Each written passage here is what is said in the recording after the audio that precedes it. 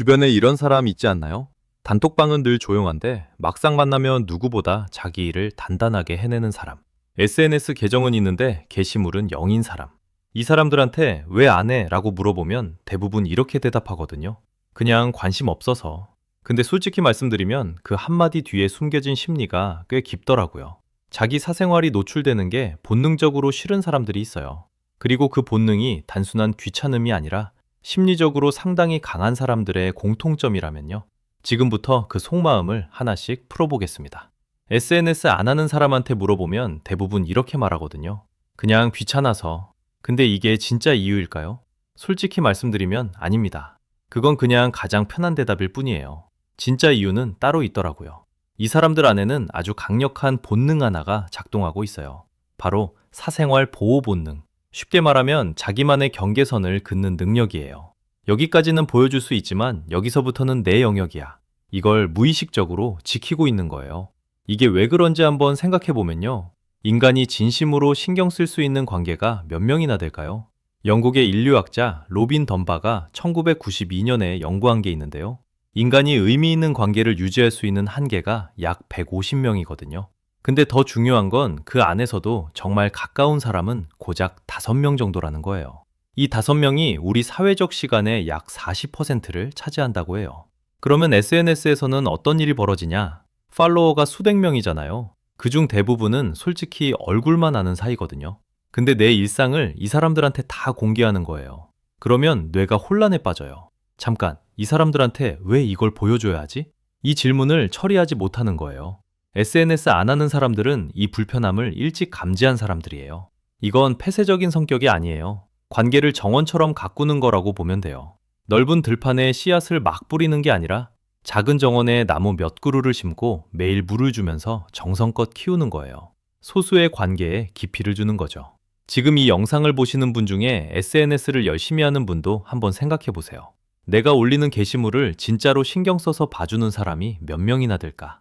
그리고 나는 왜 잘 모르는 사람 수백 명한테까지 내 일상을 보여주고 있는 걸까? 근데 이 사람들이 SNS를 안 하는 이유가 이것만이 아니에요. 두 번째 속마음이 사실 훨씬 더 충격적이거든요. 그러니까 SNS를 안 하는 사람들, 이 사람들이 우리 모르게 얻고 있는 게 있어요. 그것도 꽤 실질적인 걸로. 자, 여기서부터가 진짜 핵심입니다. 판사 얘기를 잠깐 해볼게요. 2011년에 이스라엘 가석방위원회 판결 1112건을 분석한 연구가 있었거든요. 결과가 좀 충격적이었는데 세션 초반에는 유리한 판결 비율이 65%였어요. 그런데 세션 끝으로 갈수록 이 비율이 거의 0%까지 떨어졌더라고요. 식사하고 나면 다시 65%로 회복되고요. 이게 뭘 말하냐면 사람의 판단력은 결정을 내릴 때마다 닳는다는 거예요. 이걸 결정 피로라고 하거든요. 스마트폰 배터리를 생각해 보세요. 아침에 100%로 시작하잖아요. 그런데 앱 하나 켤 때마다 조금씩 줄어들죠. 우리 뇌도 똑같아요. 결정 하나 내릴 때마다 배터리가 닳아요. SNS를 스크롤하는 게 단순히 시간 낭비만은 아니거든요. 이 사진에 좋아요 누를까? 이 글에 댓글 달까? 이거 공유할까? 전부 작은 결정이에요. 이 결정들이 쌓이면 정작 중요한 순간에 뇌 배터리가 바닥난 상태가 되는 거죠. SNS 안 하는 사람들은 이 비용이 0이에요. 그 에너지를 진짜 중요한 데 쓰고 있는 거더라고요. 그리고 하나 더 있어요. 좋은 카페를 찾았을 때 뭐부터 하세요? 대부분 사진부터 찍잖아요. 그런데 2014년 henkel 교수 연구에서 밝혀진 게 있거든요. 박물관에서 작품을 감상한 그룹과 사진을 찍은 그룹을 비교했더니 사진을 찍은 쪽이 작품의 세부 사항을 훨씬 적게 기억했어요. 카메라가 대신 기억해 줄 거라고 뇌가 판단해 버리는 거죠. SNS 없이 사는 사람들은 렌즈 대신 눈으로 봐요. 그래서 같은 경험을 해도 훨씬 더 선명하게 남는 거더라고요. 솔직히 말씀드리면 숫자로 보면 더 놀라워요. 하루 평균 SNS 사용 시간이 141분이거든요. 이걸 1년이면 858시간이에요. 단행본 65권을 읽을 수 있는 시간이죠. SNS 안 하는 사람들은 이 858시간을 다른 곳에 쓰고 있는 거예요. 운동을 하든 책을 읽든 사람을 만나든 매일 2시간 넘게 다른 삶을 사는 셈이더라고요. 그런데 이것보다 더 근본적인 이유가 있어요. 이 사람들이 흔들리지 않는 진짜 이유. 이 사람들은 인정받고 싶지 않은 걸까요? 외롭지 않을까요? 아니요, 그건 아니에요.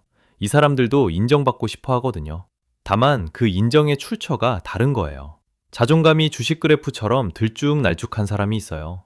좋아요가 많이 달리면 기분이 좋고 반응이 없으면 불안해지는 사람. 반대로 자체 발전기를 가진 사람이 있어요. 외부 전력이 끊겨도 스스로 에너지를 만드는 사람. SNS를 안 하는 사람들은 후자에 가깝더라고요. 왜 그런지 구조를 보면 바로 이해가 돼요.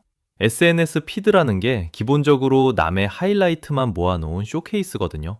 친구의 해외여행 사진, 동기의 승진 소식, 아는 사람의 브랜드 론칭. 이걸 매일 스크롤하면 뇌가 자동으로 비교를 시작해요. 나는 왜 이렇게 살고 있지? 이게 심리학에서 말하는 상향 비교예요. 2023년 미디어 사이콜로지 메타 분석에 따르면 SNS에서 상향 비교에 반복 노출되면 자존감, 기분, 삶의 만족도가 누적으로 하락하더라고요. 한두 번이 아니라 계속 깎이는 거예요. 그리고 여기에 포모가 붙어요. 나만 뒤처지는 것 같은 그 감각. 미국인의 69%가 포모를 경험하고 그중 70%가 SNS 활동에 포모가 직접 영향을 미친다고 인정했거든요. 피드를 볼 때마다 나도 저걸 해야 하나? 하는 압박이 쌓이는 거예요. 솔직히 말씀드리면 이게 단순히 SNS 사용 여부의 문제가 아니에요. 비교 피드 자체를 보느냐 안 보느냐의 문제거든요.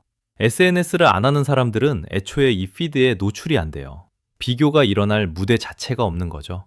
그러니까 자기 기준으로만 살 수 있는 거예요. 어제의 나보다 오늘의 내가 나아졌는지 그게 유일한 잣대가 되는 거더라고요. 한번 상상해 보세요. 아침에 눈을 떠서 폰을 집어들었는데 남의 일상이 하나도 안 올라오는 거예요. 비교할 게 없으니까 불안할 이유도 없는 거죠. 스탠포드 대학 연구에서 실제로 SNS를 차단한 그룹의 자기보고 행복감이 약 4%포인트 개선됐거든요. 고작 안 본 것뿐인데 행복감이 올라간 거예요. 그럼 이게 진짜로 차이를 만드는지 데이터로 확인해 볼게요. 이 모든 것이 실제로 얼마나 차이를 만드는지 연구 결과가 있거든요. 자, 여기서부터가 진짜 핵심입니다. 지금까지 세 가지 속마음을 풀어봤잖아요. 사생활을 지키려는 본능, 결정 필요 없이 에너지를 아끼는 것, 좋아요 없이도 흔들리지 않는 내적 기준. 이 세 가지의 공통점이 뭔지 보이시나요? 전부 자기 보호 본능이에요. 내 관계를, 내 에너지를, 내 자존감을 스스로 지키겠다는 본능이 작동하고 있는 거더라고요. 그리고 이게 실제로 차이를 만든다는 걸 데이터가 증명하거든요. 3주예요. 딱 3주만 SNS 사용을 줄여봤더니 불안이 16% 감소했어요. 우울은 24%, 불면은 14.5%가 줄었더라고요. 하버드 가제트에서 2025년에 발표한 내용이에요. 딱 3주 만에 이 정도 변화가 나온다는 게 좀 놀랍지 않나요? 이것만이 아니에요. 바스 대학교에서 2022년에 진행한 연구에서는 단 일주일, 7일만 SNS를 중단했는데도 웰빙, 우울, 불안 지표가 유의미하게 개선됐거든요. 7일이에요. 그리고 PMC에 실린 체계적 리뷰를 보면 더 선명해지는데 SNS 플랫폼을 7개에서 11개 쓰는 사람은 2개 이하로 쓰는 사람에 비해 우울 위험이 3배, 불안 위험이 3.2배 높았어요.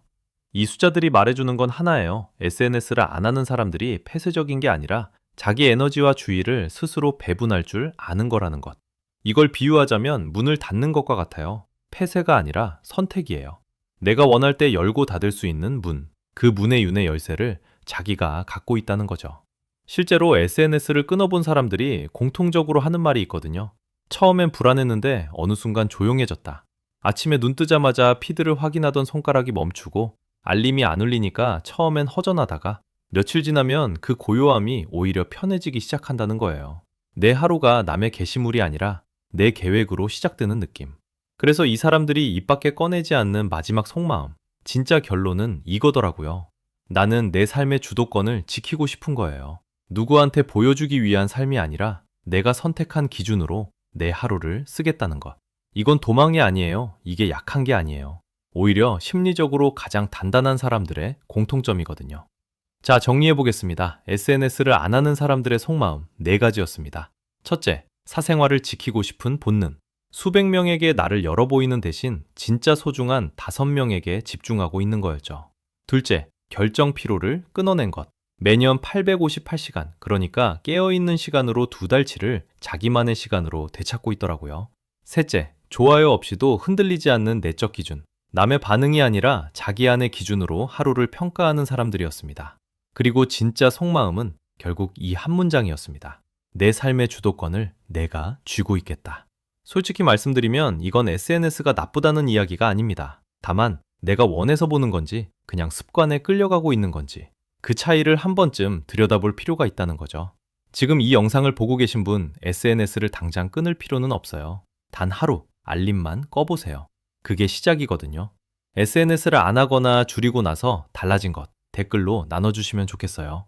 분명 비슷한 경험을 한 분들이 꽤 계실 겁니다.